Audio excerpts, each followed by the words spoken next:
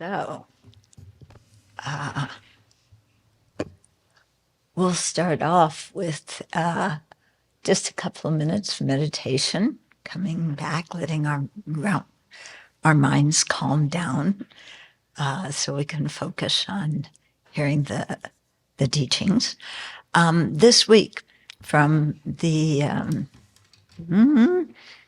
Open-Hearted Life, I always have to read the title. I forget the names of the books I've done. And this one was done with Professor Russell Kolts from Eastern Washington University. So the chapter that we're doing is his chapter. I wrote some chapters, he wrote some. So this one is his, and it's called Friends Who Give Bad Advice. Okay. We think by the name of the chapter, it's referring to outside people, those friends. He's talking here about habits that we have, that we are friendly because we're so used to them. But let's just start out first with watching the breath for a minute or two, letting the mind calm down. So just let your breathing be what it is. Don't force it. Don't deep breathe. But be aware of the sensations as you inhale and exhale. And if you get distracted, don't get mad at yourself. Just come back home to the breath.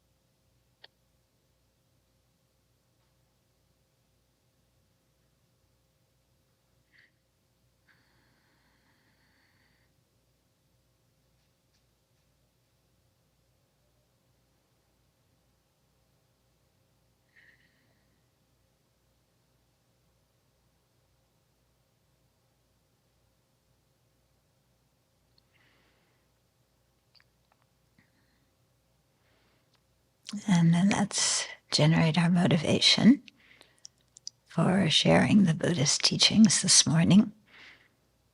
And think that we want to learn how to be kinder people, to get along better with others.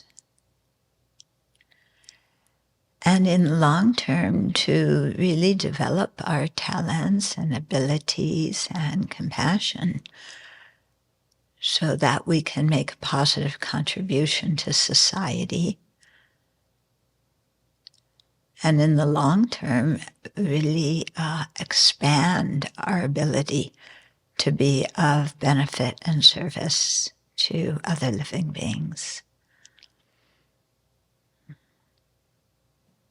So what we're learning this morning is going to help us to do that.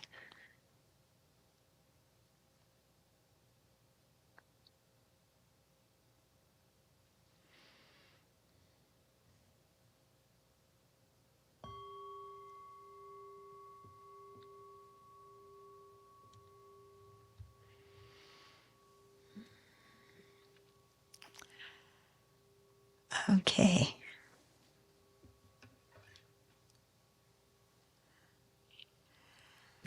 So, friends who give bad advice.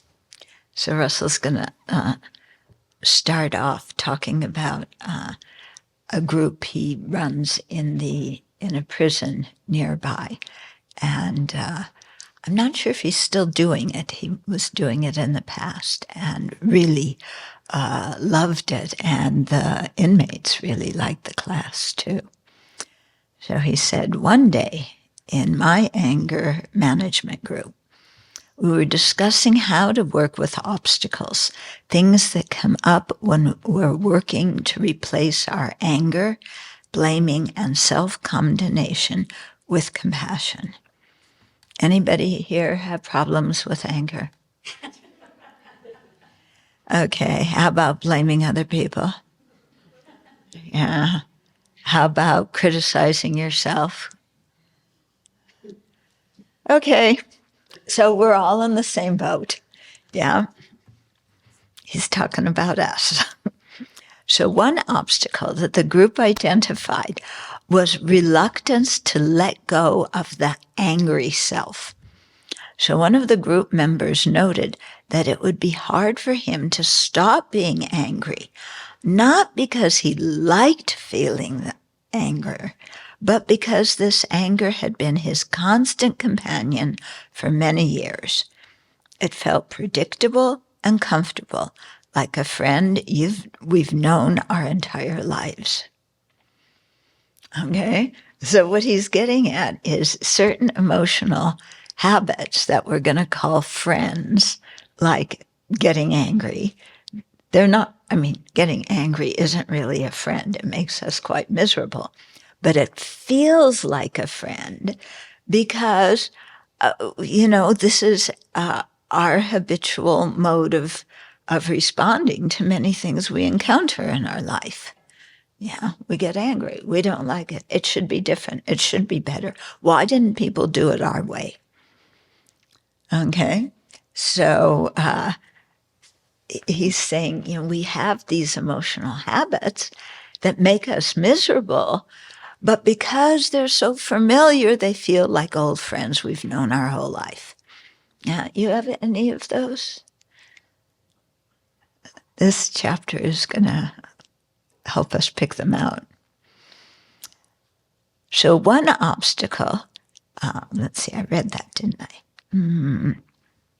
So the other men nodded as he spoke, and as the discussion continued, they began to identify other such, quote, quote, friends, aspects of themselves that often weren't helpful, but were hard to let go of because they offered some comfort in their familiarity.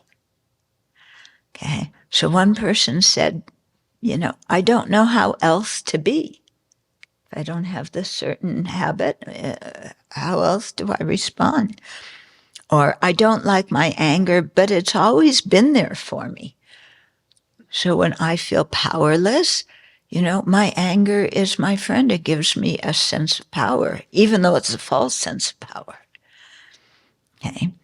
My internal self-critic is continually running me down, but if it weren't there, I'm afraid I'd completely let myself go. I talked to one person like this who's so hard on himself. He was an Army Ranger. Army Rangers are not wimps, okay? So he was very, very hard on himself. And it was making him miserable. That thought, I got to do more. I've got to be better. No. But he told me that if he weren't so hard on himself, he was afraid that he just wouldn't do anything and wouldn't achieve anything. So even though it made him horribly miserable, yeah, he felt like this was his friend that helped him to achieve. Yeah, so these are the kinds of things we have to look at and say, yeah, okay, I've been doing this in the hopes that they'll do something good for me, but are they actually helping me?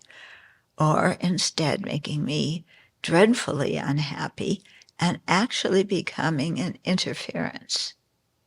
Yeah.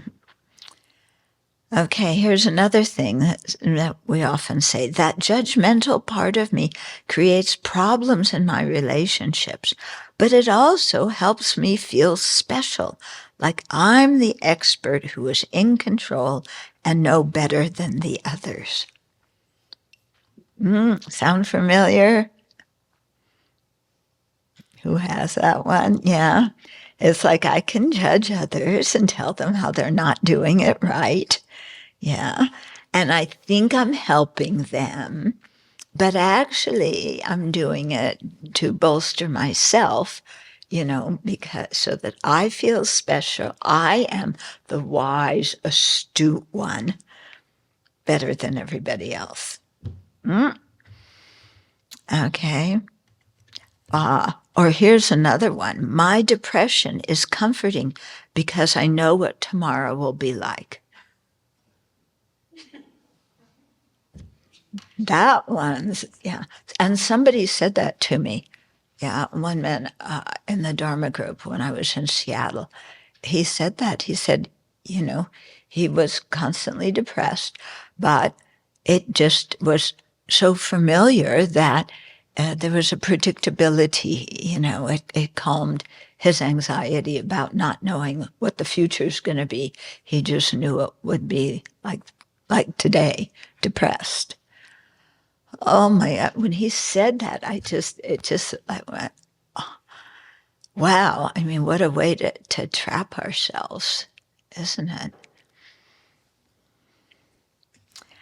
So these men, these were all guys in prison, okay, had hit on something really powerful. We can have a hard time changing long-standing habits because we may prefer their predictability to the unknown of trying something different, even when those habits cause problems for us.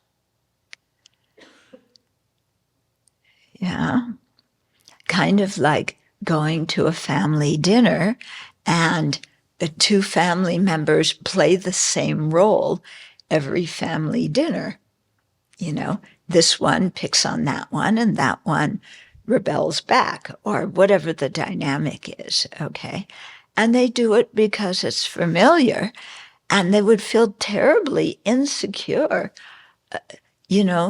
just even saying, oh, I noticed you do this today and it was really nice. They've never said anything nice or hardly ever said anything nice to another family member. So they just keep doing the same old because it's familiar. And it feels very insecure, insecure, unpredictable to start the relationship off in another way. To give you another example, when I was teaching one time, talking about blaming others, and I gave people in the group the homework assignment to treat somebody who they usually blame and criticize, to try and point out that person's good qualities to them, or thank them for something very nice that they did. In other words, this person that you're always lambasting and criticizing, just try to say something nice. That was their homework assignment. So one man in the group said, yeah, there's this guy at work. I cannot stand him. And there's nothing nice to say about him. So how am I supposed to do my homework? There's nothing. This guy's just rotten. I said, well, try.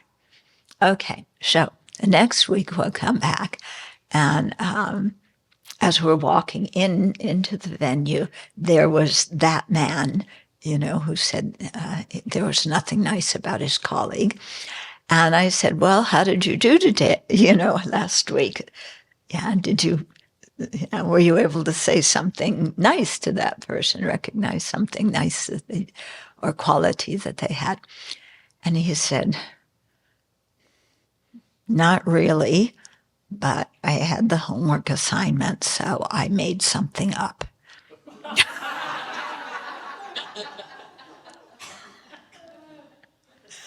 Yeah. So I said, well, let's try, keep trying next week, try again. So then I talked to him next week when he came, and I said, how'd it go this time? And he said, well, the guy was kind of nice this week. I don't know if it was because I lied last week and said something. But but this week, he was in a better mood. So, yeah, I could comment on that. Okay, good. And then the next week, how did it go? This, and he's, he's really, he's kind of a nice guy. Yeah. And it continued on like this. And he developed a friendship with that person. And it wasn't because that the other person changed. It was because his behavior towards the other person changed. Yeah. So quite interesting. Yeah. And when you have those dynamics with people where you always fall into the same rut of arguing about something or disagreeing about something, try saying something different, because if you say something different, it throws the whole pattern off. Then the other person also, and it's like, oh, wait, I had my reply all set up. What I always say when you say something, but I have to reply differently. And so it changes the dynamic. It's very helpful. Yeah, try that when you can. It feels uncomfortable at first. Yeah, it's like, oh, if I say something nice to that person, he might actually think that he's a good person and become conceited. I don't want to afflict him with conceit, so I better not say anything nice. Yeah, but try. Okay, so even when these habits cause problems for us, they can feel like old friends who have accompanied us through some very difficult times. But as the men figured out, these habits are like old friends who consistently give us very bad advice. So as kids, we may have developed certain habits of, how to deal with a bully, or how, when we feel shy, how to deal with being shy, or how to get more attention when we need attention, or, any number of things. We may have developed different habits. And at the time we were kids, maybe those habits serve some purpose. They may have also been dysfunctional, but, sometimes like kids will act out because they're really saying, I need help. And so sometimes that brings the help they need. Sometimes it just brings an adult who scolds them, which isn't helpful at all.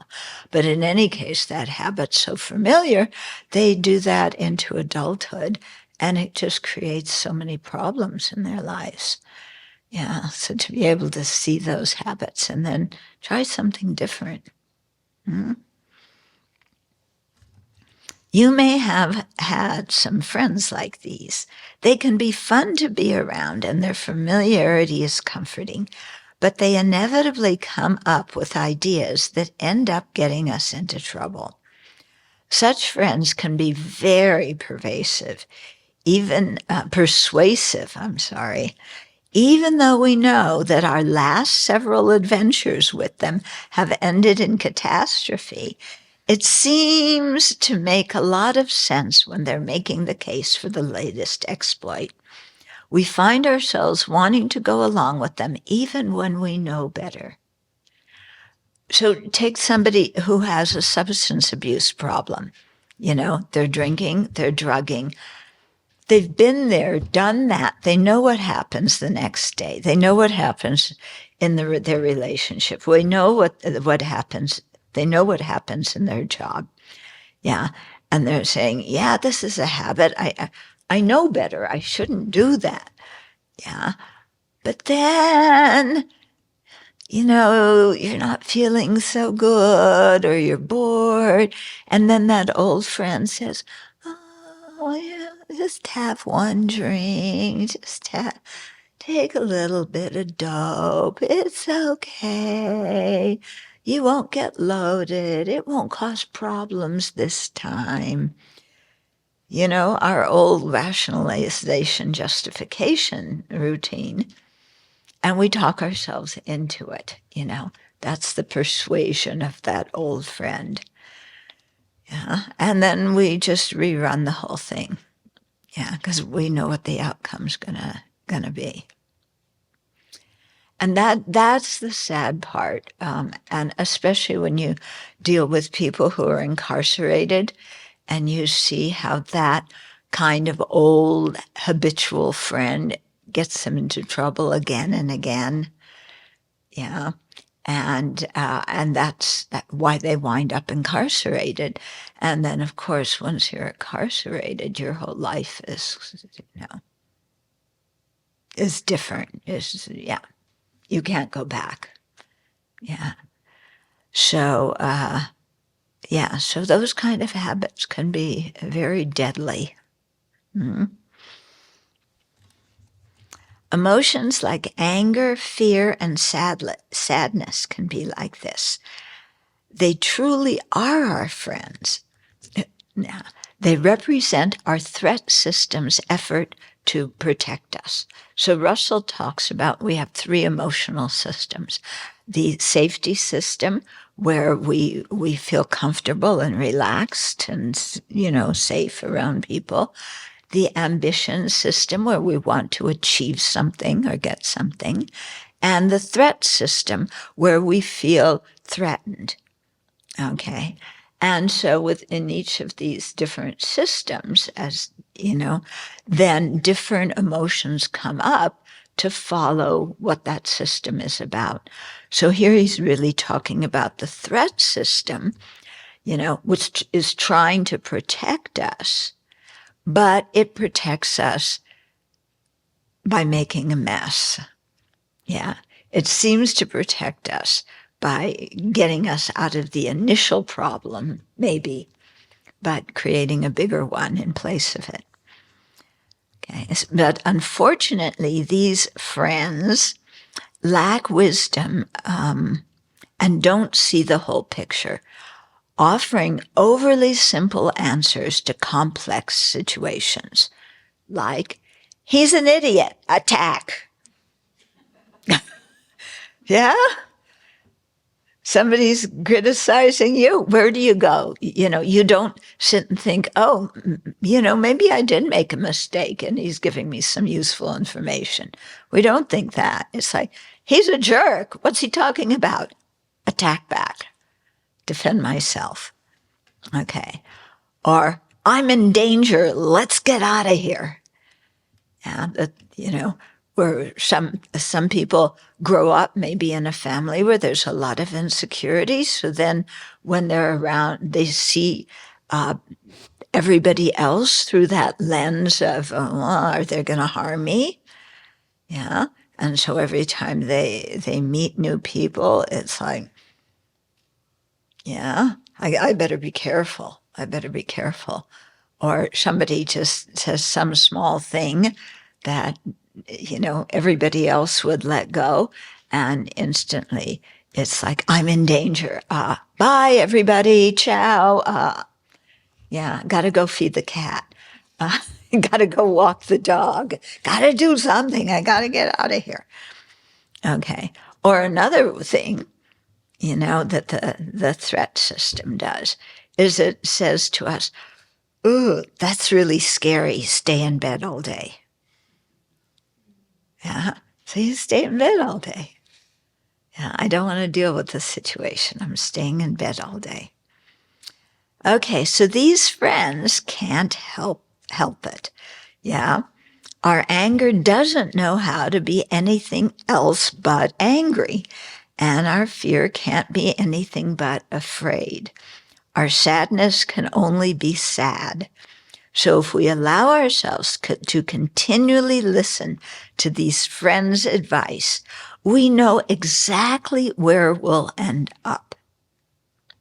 Because we've been there, been there, done the t-shirt. No, been there, done that, got the t-shirt. Yeah, so you know what's going to happen. Better to simply acknowledge those friends, thank them for their well-meant advice, and seek out an authority that is better guided to suit us wisely. So if maybe when you were a kid, whenever you felt insecure, you would run around finding out what was going on in the house and checking with everybody and looking through keyholes and under doors because you had to have as much information as you could because the family was really scary. Yeah. So let's say that's your habit. Then when you notice that coming up, to say, okay, this is my threat system trying to make me feel secure by gathering as much information as I can. It's my CIA and FBI combined, and I am, intelligence gathering so that I feel secure. So thank you very much, threat system, for your advice. But, I'm not going to follow it. And then to seek some wise advice. Okay? So we need a new friend, one who is kind, wise, and competent, one who gives sound advice. So that's our wisdom mind. Okay? And that really fits in well with the Buddha's teachings, because what are so many of the teachings that the Buddha gives? What are they about? How to develop a wisdom mind, not only so we can understand the ultimate nature, but so that we can understand how cause and effect work in our life, how karma and its effects work. And then that helps us make wise decisions. Okay, so we met this wise friend earlier in entry 20. That was 40 entries ago. We've probably all forgotten, so we can go look it up. It's the compassionate self, the kind, wise, confident aspect of ourselves that we seek to cultivate. We all have these various emotional aspects of ourselves, personas we find ourselves sometimes inhabiting. Okay, so sometimes what we inhabit, the angry self, anxious self, sad self, critical self, judgmental self, as well as the kind self, the joyous self, the inspired self. Yeah, so we're quite moody. Yeah? And every day, the people we see every day, they're not quite sure who they're going to meet that day. Yeah, the angry us or the loving, caring us. Yeah. Yeah. And sometimes we don't even know who we're going to be that day either. Yeah. And then we wonder why our relationships are so turbulent. Why does that happen? Yeah. Well, here's the answer. Okay, it can be tricky as we may have had many past experiences in our lives that have strengthened and reinforced the less helpful parts of ourselves while starving our compassionate and wise aspects. As we've discussed, emotions like anger, anxiety, and desire carry with them a strong feeling of urgency to act. An urgency that can be used by advertisers to persuade us to buy their products, or by political parties to mobilize our votes for their candidates. And this is what's really happening a lot in the country now. People through disinformation trying to make the public scared. Because when people are scared, you can manipulate them into doing things that they ordinarily wouldn't do. Thus, January 6th, most of those people probably wouldn't have done that unless somebody had riled them up and gotten them terribly afraid. But you still, okay, somebody riles you up and makes you afraid and you act, we're still responsible for our actions. Yeah. It's like when you're a kid and your sibling, your sibling dares you to do something that you don't really want to do and you know you'd get in trouble doing, but somebody dares you to do it. So you do it and you get in trouble. Okay. And what's your defense? Oh, I didn't want to. They made me. Yeah. Does that work? Yeah. Mom and dad are going to go, oh, yes, I know you're such a good kid. You would never do that. It's your brother, sister's, cousin's fault. Yeah, that one's not going to go over too big. Yeah. We have to be responsible for our own actions. Okay, we may have found ourselves surrounded by messages designed to reinforce our competitive, angry, or materialistic tendencies, and few that fed our compassion. And that also is for ourselves. We have a hard time being compassionate to ourselves. If we don't want to get hijacked by these messages, we need to take responsibility for our lives. We can do this by connecting with the compassionate motivation to benefit others and ourselves. So if we keep coming back to that compassionate motivation, it helps direct us in a way that is wise and is going to make good decisions. If this compassionate aspect of ourselves seems undernourished in comparison to the others, so that it gets drowned out a lot, we can send it to the gym. Okay. Oh, I can see it just now. Our next skit. Compassion goes to the gym. Yeah.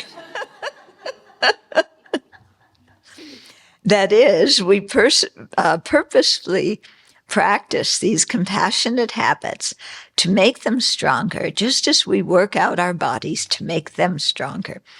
We do this by purposefully bringing forth the qualities of the compassionate self in ourselves again and again. Okay, so here's some suggestions. So calm the physical arousal. Somebody just criticized you in a way that you think is very unfair. Yeah. Your heart's starting to beat faster. Your stomach's getting tighter. You're feeling the urge to punch the guy. Well, maybe not that dramatic, but to really say something that's going to hurt them. Yeah.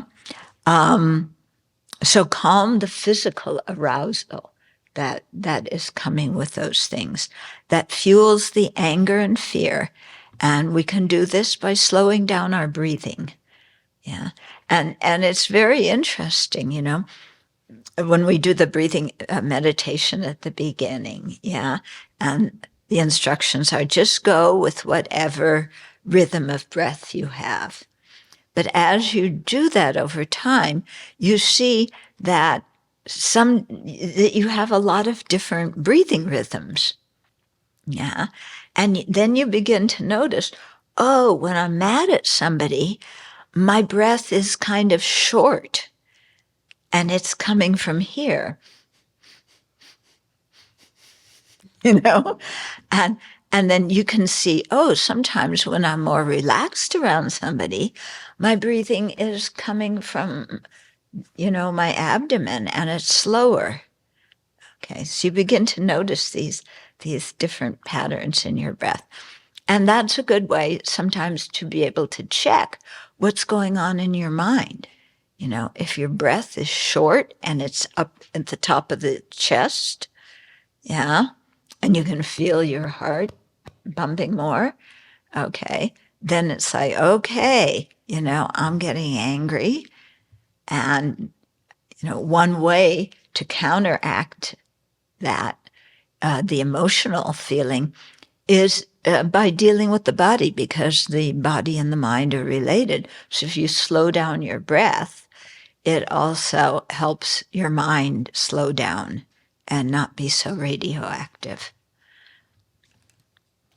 Okay, so then another thing to do, bring to mind the kind wish for all beings, including ourselves, to have happiness and be free of suffering. Okay, so maybe here you're playing out the sad video. I'm so sad. Nothing's really going right in my life. I have all these dreams, but the constant obstacles. So instead of following that mind, to think of other living beings and generate the wish, may they have happiness and may they be free of suffering. Yeah. And that works nicely. It's a good replacement video. And, you take it out, you play it in your own mind. And it works quite well. I notice that when I get into the picking faults at others, when that friend, or I like to say that video, runs itself, pick fault at this one and this one and this one and this one. And everybody has so many faults, and if they would only listen to me, we wouldn't have all these problems, That now when I notice my mind going there, I say, that is such a waste of time. Yeah, because picking the faults of other people, it's a grandiose waste of time. And so then what I've started to do is I switch my mind to imagine Amitabha's Pure Land. Yeah? So then I'm surrounded by all these very cooperative people. Yeah. Who are kind and cooperative and compassionate. And when you're around those people, then you become like them. Yeah. And so the criticism, the fault picking stops. You don't look around and say, oh, Manjushri, can you put that sword down? That's making me feel scared. You don't go in that direction. You realize what Manjushri's sword is to hew down. It's suffering, not living beings. Okay, another idea, another friend to invite. Shift into an empathic perspective. Consider how others may feel and how it makes sense from their perspective that they would feel this way.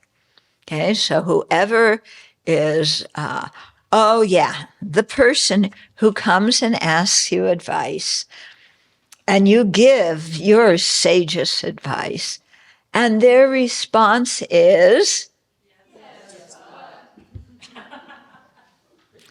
yes, but, and so you say something else to try and get through that, sharing your wonderful advice. And again, they say, yes, but. Yeah. And you are about to try again for the third time, and you say, shut up. Yeah. Yeah. But what you do is you shift into this empathetic perspective, and it's like, well, what's really going on with that person? Yeah. What are they feeling? Maybe they aren't really asking for advice, for solutions. Maybe they just want somebody else to hear what they're trying to say. So instead of, even though they ask for advice, people, what they ask for isn't necessarily what they want. Okay. So instead of giving your advice, you say something like, oh, you feel a bit sad today. Yeah, is that how you feel? And they go, yeah. And then you say, oh, were you trying to do something, that you thought would really good, and it didn't work out as you planned? And they go, yeah. And you say, oh, so you felt disappointed?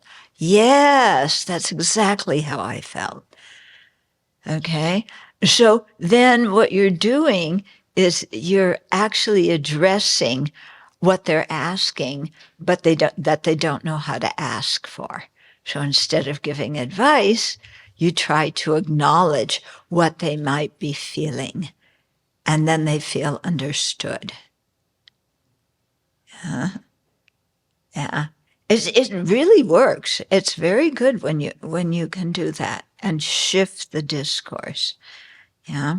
And it's good for us to try and understand what somebody else's experience is, instead of automatically going, oh, this person is such a pain in the neck. They're always asking for advice and they never listen to it. So instead of us bringing out that old friend, we can bring out the old friend of, well, let's see what's really going on with this person. Okay, another one. Imagine ourselves acting compassionately with kindness, wisdom, and confidence.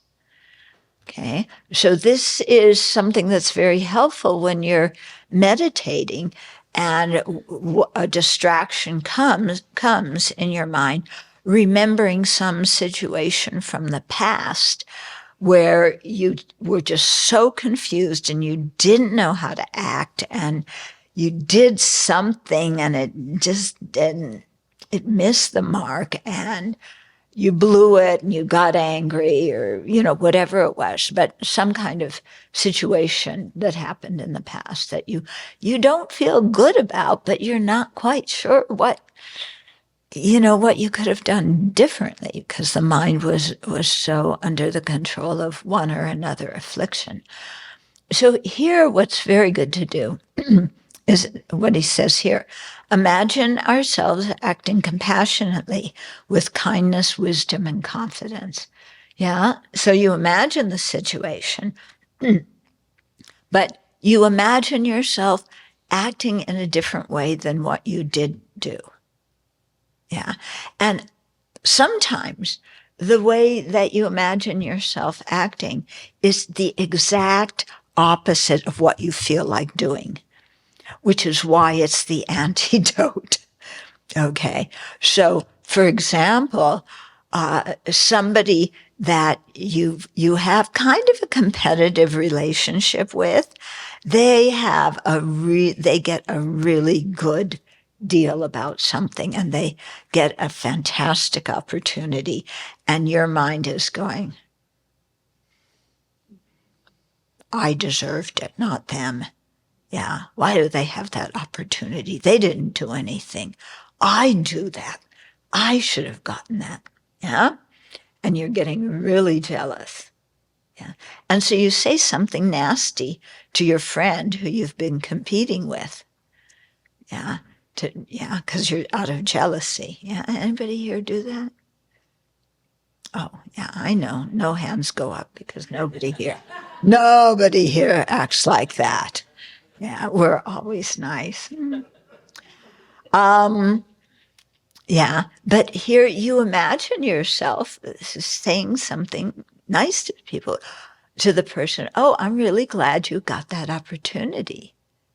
Yeah, and trying to feel that inside yourself. If you can't do that, just imagining yourself doing it. Then imagine the Buddha or Chenrezig or Tara standing next to you, also in that situation.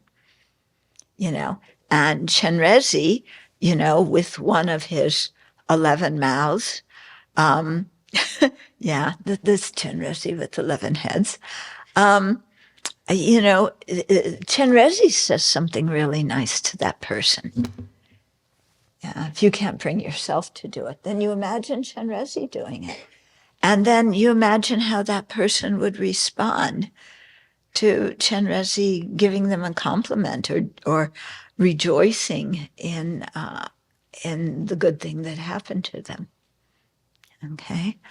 Another antidote, meditate and learn to quiet your mind and contemplate things that inspire your compassionate motivation. Yeah, so think of what inspires you to be compassionate. Is there some kind of person or some situation that whenever you think about it, your mind softens? Yeah, maybe sometime when somebody was really kind to you when you were totally frazzled. Yeah, so you bring that to mind. And then another antidote, deepen our wisdom by reading and exposing ourselves to literature or any kind of media that broadens our perspectives and allows us to strengthen our compassionate qualities. Yeah, so if you really need some boost for generating your compassion, maybe watch a show about animal rescues. Yeah, or some show about animals and how different people take care of animals when they're in difficulties. Yeah, these can be very inspiring. And, I wind up watching these once in a while. And one that really struck me was a baby elephant that slid into a pond. The side of the pond was muddy and it slid in. It was a baby elephant, like, only, I don't know, not very big. And he couldn't get out, and Mama Elephant was there, with her trunk trying to lasso baby elephant and drag him out. But it's difficult, to do that.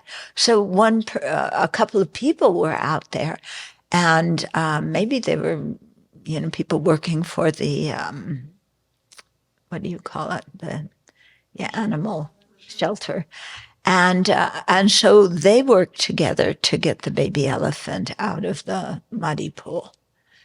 And it was so sweet to watch, how people really work together for an elephant. They might do things for baby elephants that they'd never do for a human being. It's funny, but at least, it's some kind of compassion. And I saw another one where a deer had fallen, was walking across a frozen lake, and the ice broke and it wound up in the ice water, floundering, trying to get out. And of course, every time it put its hoof on a piece of ice, that piece of ice cracked. And again, some people happened to come along and help that deer get out. And it was really dangerous for those people because they were walking on the ice with the rope to, they risked falling in themselves. So you think sometimes about that, and that changes our mood and helps us think about the goodness that there is in the world. So as we develop these compassionate qualities, we can prioritize them, establishing our compassionate selves as benevolent, wise authorities in our lives.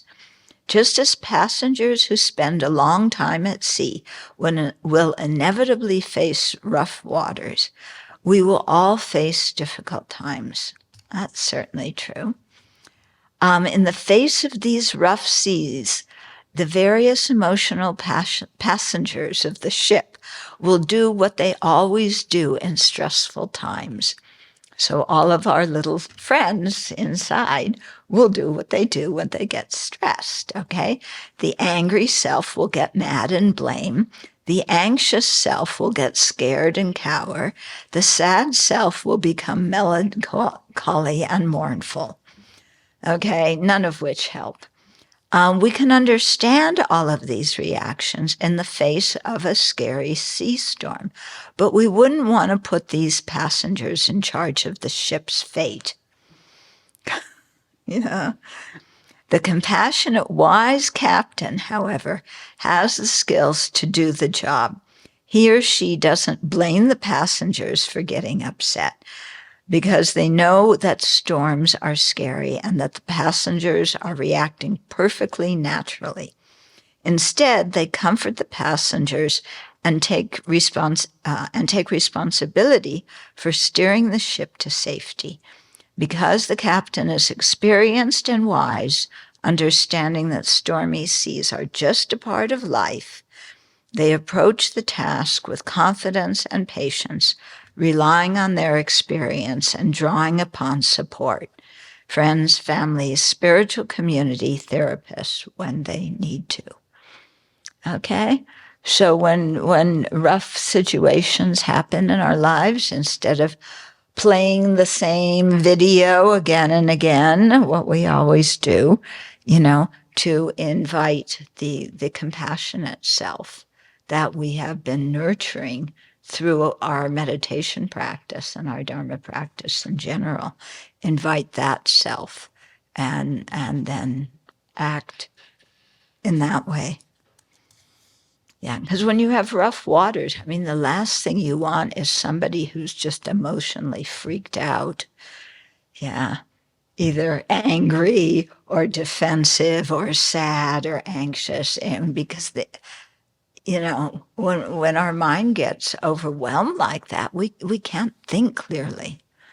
So we have to be able to tap into our wise self. In this way, we set up the compassionate self as the captain of our emotional lives. When our other old friends, fear, anger, sadness, start shouting, we use these feelings as cues to slow down and shift into the perspective of the compassionate self. We slow down our breathing for a minute or two and try and imagine how we would work with the situation if we were at our most kind, wise, confident, and compassionate mental state. What will help me feel safe so I can best deal with this situation? So you're getting anxious instead of saying, don't feel anxious, I shouldn't feel anxious, why am I feeling anxious?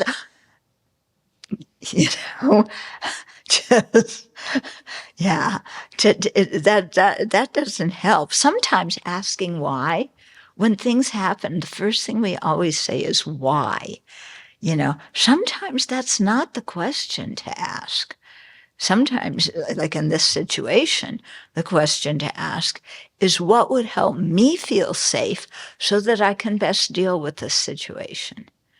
So first, how do I calm my own mind so that I can give something useful to this situation? Yeah. Instead of, why am I getting so anxious? That you don't need to know the why at that point. What you need to know is what would make me feel safe. Yeah. Okay. Or you ask, how could I be most helpful to the other person involved? This progression is important. We start by calming down the passengers, working with our emotions first, because it's hard to face the storm, the uncomfortable situation, when the entire ship is in chaos. Yeah, this starts by listening to the wise captain, the compassionate self. Once we've done this, we can then approach the problem or challenge with kindness, wisdom, and confidence. Okay? So I think Russell's giving us, very good advice. Hearing it is the first step. Then we have to practice it. That's the hard part. Okay? Well, even before practicing it, we have to remember it. So we learn it, then we have to remember it. And then we have to practice it. And then after we do that, it just becomes much more natural. Yeah. And this is what we hear constantly in the Buddhist teaching, isn't it? Plant seeds. Familiarize yourself with this topic. Keep doing it over and over again. Yeah. And eventually the mind changes. Okay, so here's the reflection for this chapter. Consider whether you've had any long-standing emotional friends, perhaps fear, anger, resentment, or jealousy, that have consistently given you bad advice.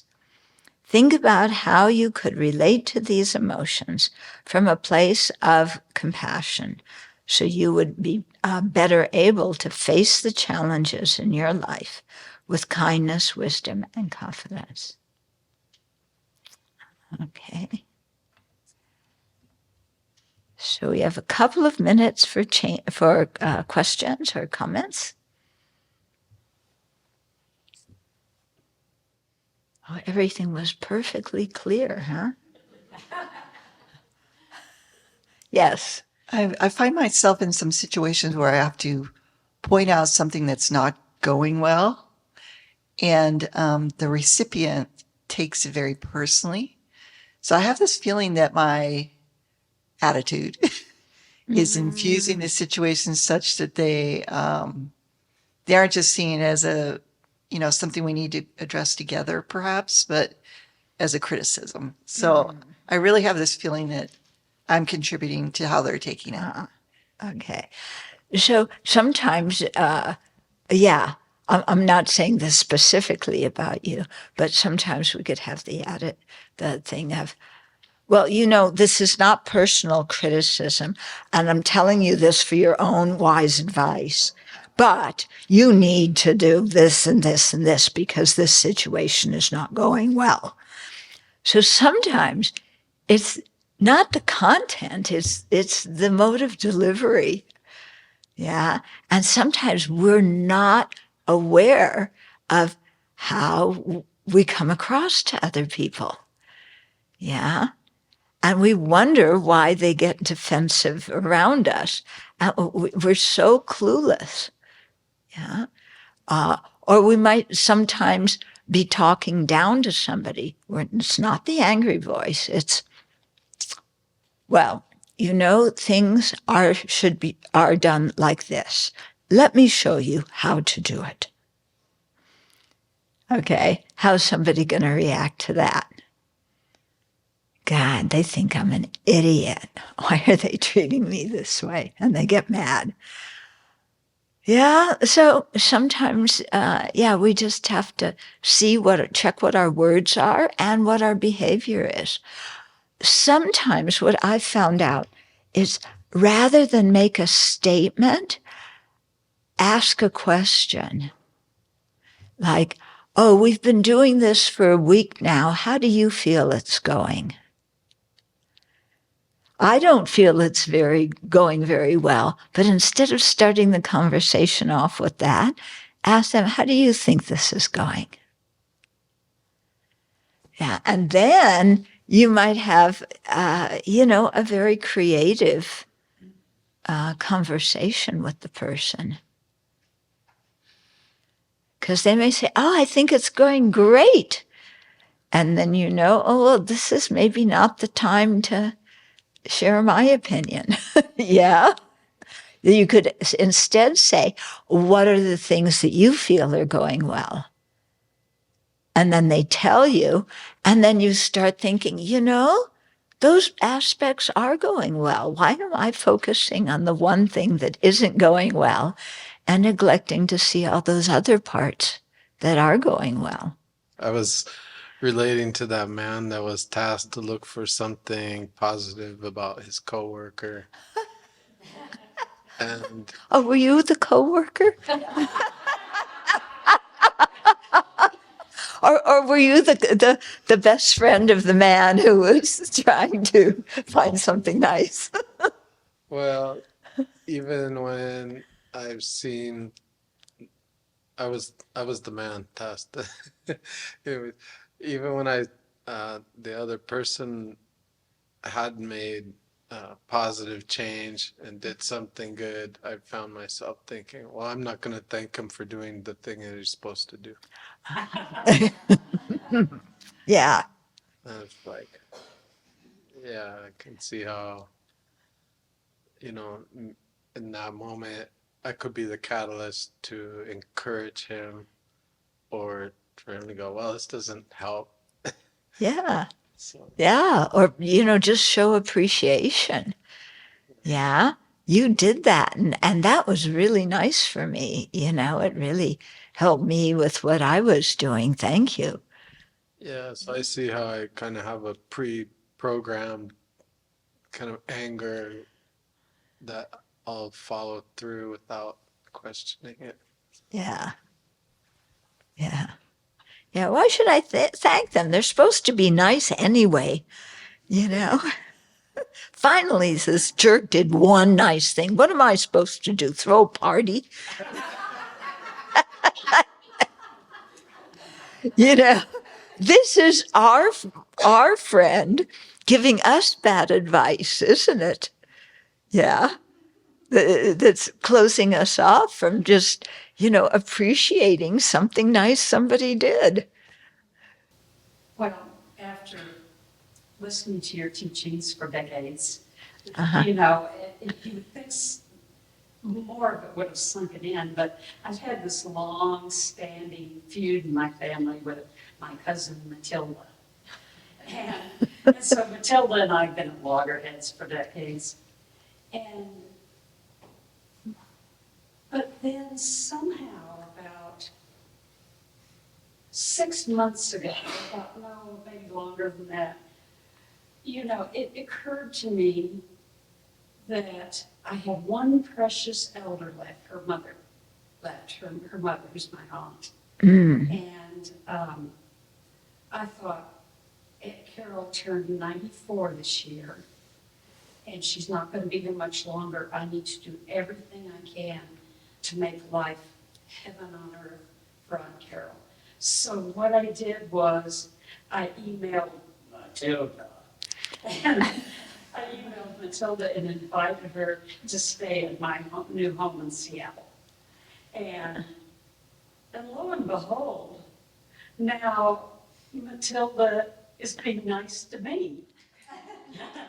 Imagine that. Decades of listening to Venerable Chodron.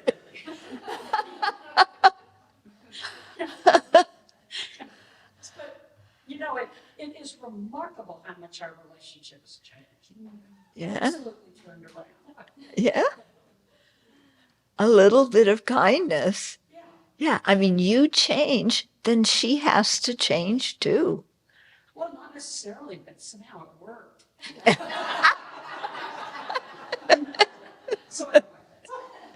Good. Thank you. Why didn't we try this long before? Long before. Yeah. All right. Good.